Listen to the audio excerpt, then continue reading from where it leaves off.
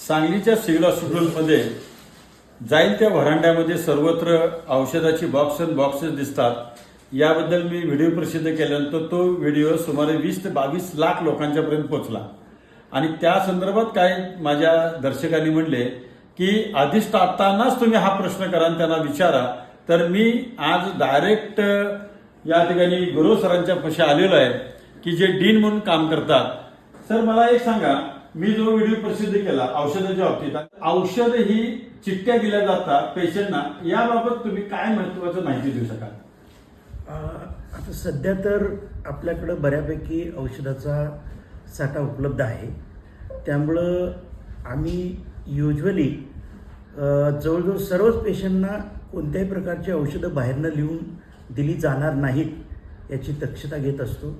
याच्याबद्दल मी बऱ्याच लोकांच्याबरोबर मीटिंग घेतलेत, बऱ्याच आपल्या HODच्या बरोबर मीटिंग घेतल्यात, बऱ्याच डिपार्टमेंटच्या लोकांच्याबरोबर मीटिंग घेतल्यात, रेसिडेंटच्या वरती पण मीटिंग झालेली आहे माझी आणि त्यांना असे निर्देश देण्यात आले की शक्यतो औषध हे बाहेरून लिहून द्यायचं नाही आहे।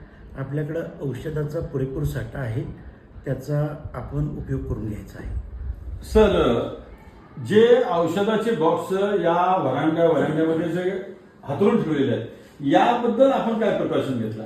आता सध्या औषधाचा साठा आपल्याला मुबलक प्रमाणात उपलब्ध झाले आहे। 3 महिन्याचा साठा हा तुम्हाला जो साठा दिसतो हा जवळजवळ 3 महिन्याचा आहे।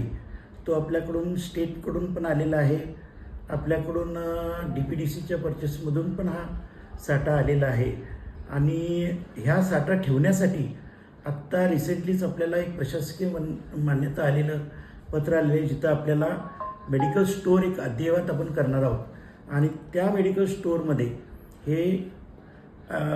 ही औषधं आम्ही शिफ्ट करणार आहे। PWDच्या माध्यमातून एक चांगलं अद्ययावत असं स्टोअर आपण निर्माण करतो आहे आणि त्या स्टोअरमधून आपल्याला अशी जी आत्ता जी अवस्था आहे तशी कधीच दिसणार नाही। आता आपण बघितलं की स्वतः डीन साहेबांनी सांगितलेलं आहे की पेशंटना यापुढे चिठ्ठ्या लिहून दिल्या जाणार नाहीत। जर का कुणाला असं वाटत असेल की मला चिठ्ठी दिली बाहेरून औषध आणायला लावलं, तर माझ्या स्क्रीनवर माझा जो खाली नंबर दिलेला आहे तुम्ही मला फोन करा, मी डायरेक्ट डीन सरांना बोलू शकतो आणि माझ्या व्हिडिओची दखल घेऊन डीन सरांनी जी प्रोसिजर राबवली त्याबद्दल मी तमाम जनतेच्या वतीनं मी डीन सरांचं हार्दिक आभार मानतो। सर, धन्यवाद।